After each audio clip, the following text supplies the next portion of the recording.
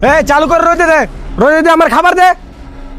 কিরে, আমি শুনলাম তুই নাকি তোর বোনকে বিক্রি করবি। হ্যাঁ করবো করবো। কত টাকা বল, কত টাকা হলে তোর বোনকে তুই বিক্রি করবি?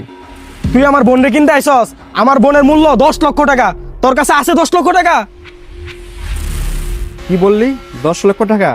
দাঁড়া,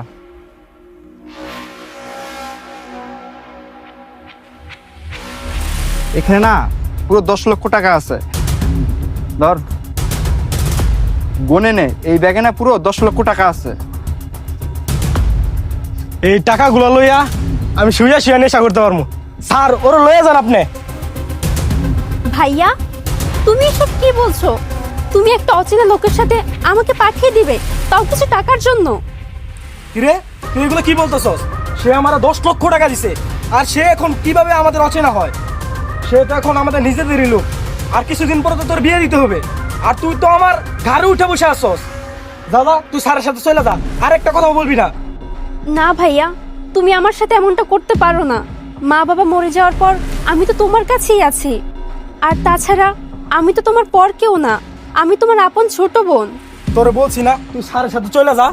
আর তুই মানুষের বাড়ি কাম করে আমার কয় টাকা এনে দেস? এই সেই টাকা দিয়ে কি আমার হয়? আমি ভালোই ভালো বলতাছি, তুই স্যারের সাথে চলে যা। আর তুই দেখছস, এই ব্যাগের ভিতরে পুরো 10 লক্ষ টাকা আছে। আমি মন চাইলে যখন মন চাবো তখনই মাল খামু। তোর এই 2 টাকা 5 টাকা দিয়া আমার আর মাল খাওয়া হয় না। আমি এই টাকা দিয়ে ভরপুর মাল খামু। যা যা, তুই স্যারের সাথে চলে যা। ভাইয়া, তুমি আমার সাথে এরকমটা করো না। এই দেখ, তুই কিন্তু আমার রাগ উঠাইবি না, সুন্দর মতো বলতাছি, তুই স্যারের সাথে চলে যা। এই দেখ, তুই এমনিতে আমার 5টা মিনিট সময় নষ্ট করছিস। তুই যেভাবে কথা বলছিলি, তোর বোনের জন্য আমি তোকে 10 লক্ষ টাকা দিছি। আর বেশি কথা না বাড়িয়ে তোর বোনকে তাড়াতাড়ি আমার হাতে তুলে দে। আমি কিন্তু আর 1টা মিনিটও সময় নষ্ট করবো না। এখন ভেবে দেখ, তুই তোর বোনকে আমার হাতে তুলে দেবি কি না। আর যদি তুলে না দিস, তাহলে আমাকে টাকা দে, আমি নিয়ে চলে যাই। না না স্যার, আপনার টাকা নিয়ে চলে যেতে হইব না। আপনি 1টা মিনিট অপেক্ষা করেন, আমি ওরা এক্ষুনি পাঠাচ্ছি। এই যা, তুই স্যারের কাছে যা। ভালোভাবে বলতেছি, তুই যা স্যারের কাছে যা।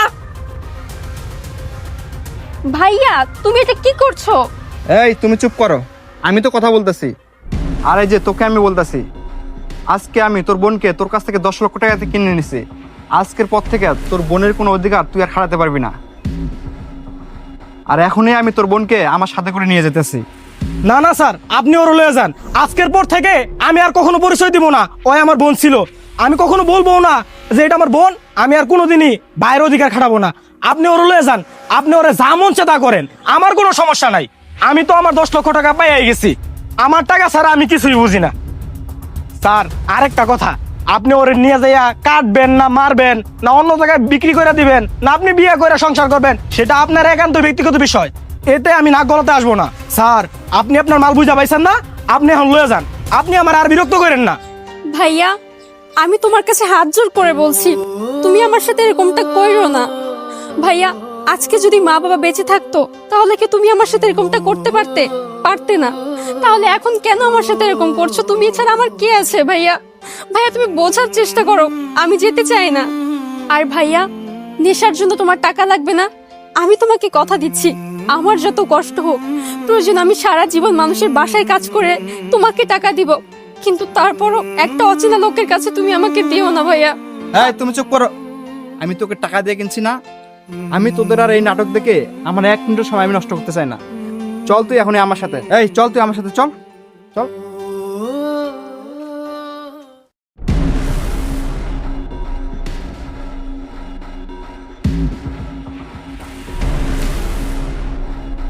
এই যে চা খাও। না, আমি চা খাবো না। কেন চা খাবেন না?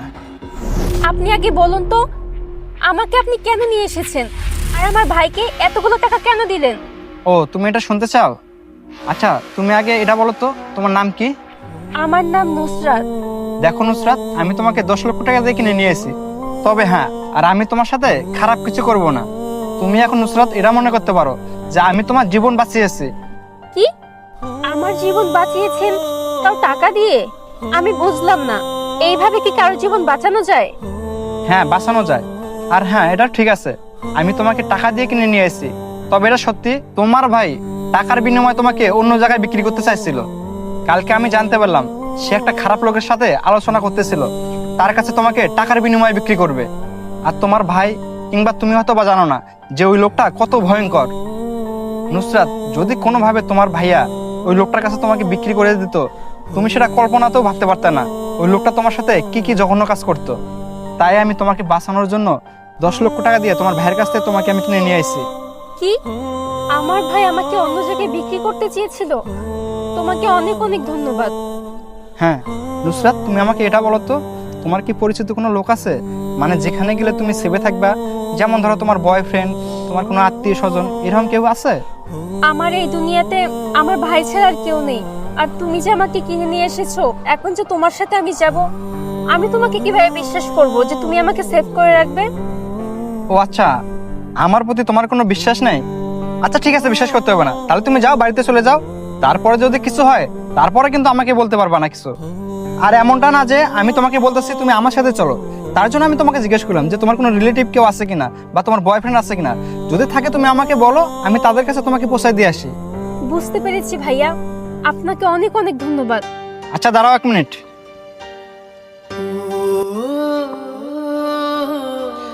এই যে লও, এই টাকাগুলো রাখো, এখানে কিছু টাকা আছে। না না না, আমি তোমার থেকে টাকা নিতে পারবো না। আর তাছাড়া তোমার থেকে টাকা নিলে আমি শোধ করবো কিভাবে? আরে এইভাবে বলতেছো কেন? আমি কি তোমাকে একবারও বলছি যে আমাকে টাকাগুলো আবার ব্যাক দিবা? তুমি যদি আমাকে কিনে না নিয়ে আসতে, তাহলে ভাইয়া আমাকে অন্য কোথাও বিক্রি করে দিত, আমি জানি না কোথায়। আর সেখানে আমার সাথে কি হতো, কিন্তু তুমি আমাকে কিনে নিয়ে এসে আমার অনেক বড় উপকার করেছো। আর তার জন্য তোমাকে অনেক অনেক ধন্যবাদ ভাইয়া। থাক, ধন্যবাদ দিতে হবে না।